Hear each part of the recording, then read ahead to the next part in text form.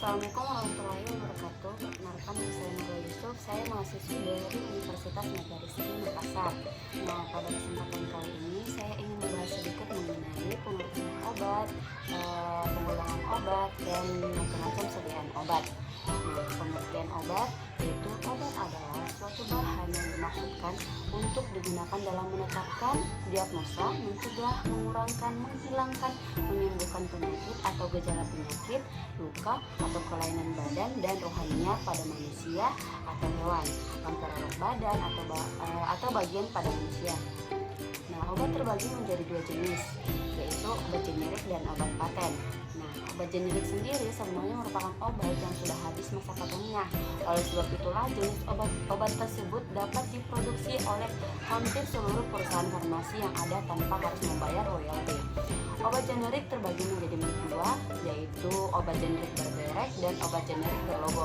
Nah, obat generik berlogo ini biasa disingkat dengan OJB. Nah, OJB adalah obat yang dinamai sesuai dengan kandungan zat aktif yang dimiliki. Sedangkan obat generik bermerek adalah obat generik yang dinamai sesuai dengan keinginan dari produsen farmasi yang produksinya. Nah, contoh dari obat OJB yaitu ada obat kolesterol yang dinamakan simvastatin, sedangkan untuk obat generik bermereknya ada Kolestat. Selanjutnya kita masuk ke penggolongan obat. Nah, penggolongan obat terbagi menjadi tiga, yaitu obat bebas terbatas, dan obat keras. Nah, obat bebas merupakan obat golongan yang termasuk obat relatif aman, dapat diperoleh tanpa resep dokter. Selain di apotek juga didapatkan di warung-warung. Obat bebas di dalam kemasannya ditandai dengan lingkaran berwarna hijau. Contohnya adalah paracetamol atau vitamin C, bahkan obat batuk hitam yang biasa disingkat dengan OBH. Golongan obat selanjutnya yaitu obat bebas terbatas. Obat golongan ini juga relatif aman selama penggunaannya mengikuti aturan pakai yang ada. Penandaan obat ini adalah adanya lingkaran berwarna biru dengan garis tepi hitam dan 6 peringatan khusus bagaimana obat bebas. Nah, obat ini juga dapat diperoleh tanpa resep dokter di apotek, toko obat, atau di warung-warung. Contoh obat bebas terbatas seperti obat flu kombinasi, dan CTM dan mebendazole. Obat bebas terbatas tanda peringatannya pada kemasan obat berupa 4 persegi panjang berwarna hitam, panjangnya sekitar 5 cm, lebarnya 2 cm, dan pemberitahuannya berwarna putih. Golongan obat selanjutnya yaitu obat keras. Nah, obat keras atau obat daftar G menurut bahasa Belanda, G merupakan singkatan dari gevaarlijk, artinya berbahaya. Maksudnya, obat dalam golongan ini berbahaya jika pemakaiannya tidak berdasarkan resep dokter. Tanda khusus obat keras daftar G adalah lingkaran bulatan warna merah dengan garis tepi berwarna hitam dengan huruf K yang menyentuh garis tepi. Obat keras dibedakan menjadi beberapa golongan, yaitu obat wajib apotek yang biasa disingkat dengan OWA, obat daftar G, dan psikotropika dan narkotika. Nah, obat wajib apotek adalah obat keras yang dapat diserahkan oleh apoteker di apotek kepada pasien tanpa resep dokter. Contohnya seperti antiparasit, yaitu obat cacing, obat kulit topikal seperti antibiotik tetrasiklin, dan obat saluran napas seperti obat asma dan ketotifen.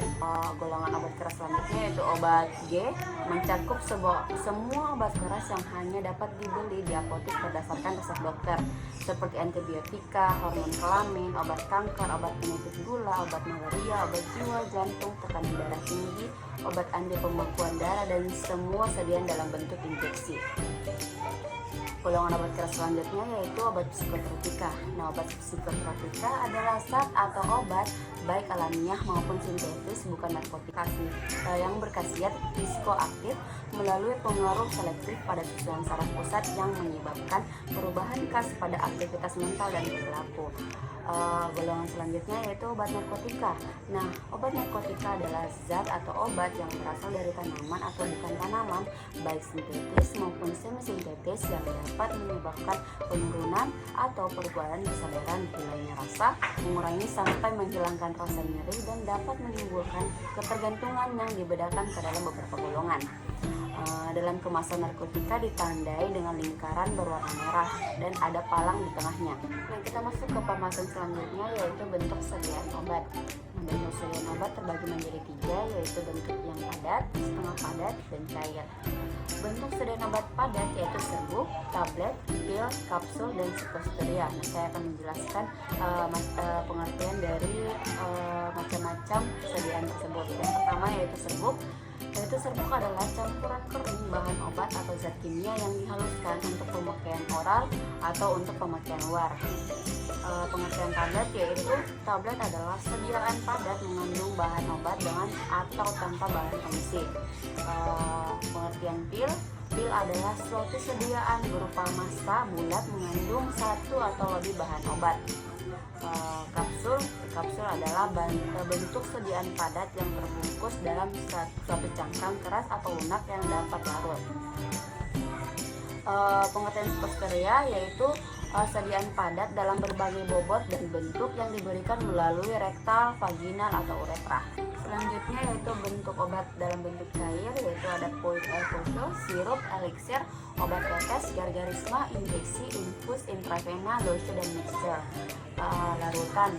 Pengertian larutan adalah sediaan cair yang mengandung satu atau lebih zat kimia yang terlarut. Sedangkan larutan oral adalah sediaan cair yang dibuat untuk pemberian oral, mengandung satu atau lebih zat dengan atau tanpa bahan pengaroma, pemanis, atau berwarna yang larut dalam air atau campuran konsultan air. Pengertian sirup yaitu sirup adalah larutan oral yang mengandung sukrosa atau gula lain kadar tinggi. Pengertian eliksir adalah sediaan berupa larutan yang mempunyai rasa dan bau sedap. Selain obat mengandung juga zat tambahan seperti gula atau zat pemanis lain, zat warna, zat pewangi, dan zat pengawet, dan digunakan sebagai obat dalam. Pengertian suspensi adalah sediaan yang mengandung bahan obat padat dalam bentuk halus dan tidak larut terdispersi dalam cairan pembawah. Nah, selanjutnya yaitu bentuk setengah padat. Nah, bentuk setengah padat ini seperti salep, krim, pasta, gel, dan salep mata. Salep itu sendiri merupakan sediaan setengah padat ditujukan untuk pemakaian topikal pada kulit atau selaput lendir. Pengertian krim adalah sediaan semi padat yang mengandung satu atau lebih bahan obat terlarut terdispersi dalam bahan dasar yang sesuai. Nah, pengertian pasta adalah sediaan semi padat yang mengandung satu atau lebih bahan obat yang ditujukan untuk pemakaian topikal. Nah, gel merupakan sistem semi padat terdiri dari suspens yang dibuat dari partikel anorganik yang kecil atau molekul organik yang besar terpenetrasi oleh suatu cairan. Nah, itulah pembahasan singkat mengenai penggolongan obat, pengertian obat, dan macam-macam bentuk sediaan obat. Semoga bermanfaat. Wassalamualaikum warahmatullahi wabarakatuh.